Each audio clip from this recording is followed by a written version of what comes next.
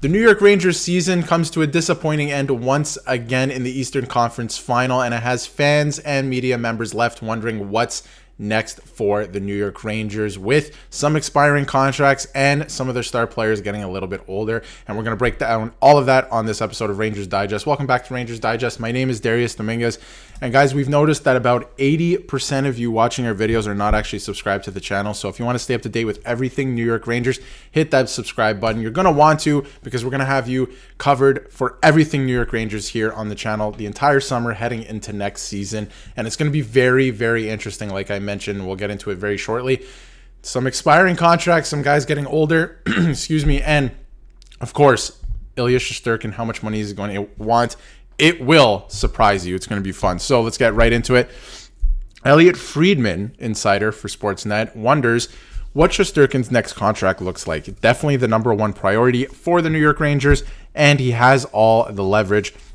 Merrick wonders if he would get the Bobrovsky deal, which is $10 million times 7 years, and Elliotte Friedman would be shocked if he isn't the highest paid goalie in the league. And this morning there was, published in the New York Times, they were saying that Igor Shesterkin could get as much as $12 million on his next contract, or he's going to be looking for that. So maybe in the neighborhood of $10 to $12 million. And honestly, he deserves it. I mean, he had a great season, right? And not only just great season, he's one of the best younger-ish goaltenders in the entire NHL. And he had a great series. Like, he was the reason that the Rangers were even in some of these games. The fact that they won game 2 was all on him. He had a great series, and he is a great goalie. So it's going to be interesting to watch. And when you look at the cap friendly here, he is 28, like I mentioned. He's only making 5.6 right now, and you only really have to worry about his contract next summer. But obviously they're going to start looking at what that looks like, because as we'll talk about later in the video, the Rangers cap situation on forward is not ideal. It is not looking great. We'll break it down further later in the video. And to get into more of what Elliotte Friedman was saying, I wouldn't be shocked if both sides let it play out and wait regarding the Lafreniere deal. And he also wonders if the Kakko experiment is over in New York, which I might tend to agree with that. I'll break that down in a second as well. They mention, Merrick mentions at least, Brennan Othmann, if he might be a regular NHLer next year. And Elliotte Friedman wonders if they regret not trading for a first-line winger in Jake Guentzel. Let's break all of this down one by one. The Lafreniere deal, very interesting to me. All right, if we look at the cap friendly here, like I mentioned before, you don't have to worry about it just yet. Like, that's something for next summer for sure. But again, he's going to be an RFA. He's only making 2.3 right now, but he had a bit of a coming out party, not only this whole season, but this playoffs. And he was probably their best forward, I think, in at least the latter half of the playoffs and towards the end. So I wonder what his next contract looks like too, because I'll bring it up once again. The rest of the team, I mean, when you look top to bottom, Panarin's not going anywhere. He's signed for another 3 years. Mika Zibanejad is signed forever, right? And he's already getting a little older too at 31. He is signed at 8.5 for forever. you can't even see when the contract ends. And Chris Kreider's getting older as well, next 4 years, right? So Trocheck, some of these contracts are very good value. Like, Hedl has been a great young player for them, obviously injury, but he's been great for them, and signed a 4.4, so not bad. Barclay Goodrow is a guy who shows up in the playoffs, so I like that contract for him. But again, Lafreniere might be a problem heading forward if you want to sign Shesterkin as well, because your bottom 6 is going to be very bare, because you're going to have a lot of money tied up in your top defensemen and, of course, in your top forwards who are getting older. So the Rangers do have to get it done in terms of winning a Stanley Cup sooner rather than later. And when I say that, it was either this year or next year.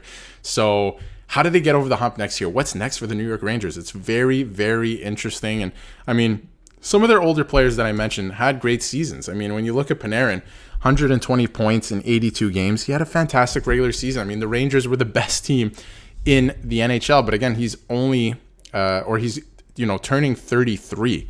He's getting older.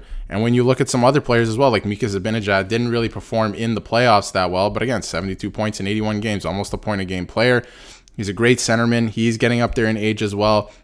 Obviously 31. But when I mean getting up there in age, I don't mean immediately. I mean, like, this might be a problem in a year, 2 years, 3 years. and they're signed forever. So, and really the problem isn't right now, but what does the team looking forward? What does it look like next year? What changes do you make? What changes can you make because of the salary that's spread around the team right now in some older guys? It's very interesting to me. So when you take a look at the defense as well, Adam Fox, of course, not going anywhere. They're your best defenseman and worth it for sure. Jacob Trouba not going anywhere. He signed for another 2 seasons. The rest of the defense, obviously, you want to re-sign Schneider and Lindgren. Lindgren was an absolute beast. They're both RFAs. They're going to want more money. It's going to be very interesting to keep an eye on. Gustafsson, I wonder if you look at taking a shot at him as well, because I thought he was pretty good for the Rangers. But to get back to the original point from Elliot Friedman, Capo Caco, sorry. I wonder if the experiment is done there as well. When you look at the forward group here, like I mentioned before, RFA, he's just going to want some more money. I'm sure he wants more playing time. It just hasn't worked out in New York so far. I wonder if you move on from him. He wasn't great in the playoffs. He's not playing to what his potential, what was promised really, or what was said about him. So I wonder if the experiment is done in New York and you move on from that player. Either, qualify and trade or sign and trade or something like that. I wonder if his time in New York is done. Maybe you just have to move on from that player, right? So that's an interesting thing. And then Brennan Hoffman, I think, is interesting as well. He's looked great in the World Juniors. He looked great in junior AHL level, right? I wonder if you get him playing pro in the NHL next year and for the full season. I wonder if he can handle it at the NHL level. It's been a couple of years. Obviously, drafted him a couple of years ago. So that would be interesting as well. I think you do have to do that because obviously an entry-level contract and the salary is going to become a problem for the New York Rangers. So I think looking at Brennan Hoffman is a good idea. And then the last point there, I wonder if they do regret not trading for Jake Gensel, right? Jake Gensel would have helped a lot in this playoff run. If you need a goal or two, Rangers were squeaking out a lot of wins by 1 goal, overtime wins.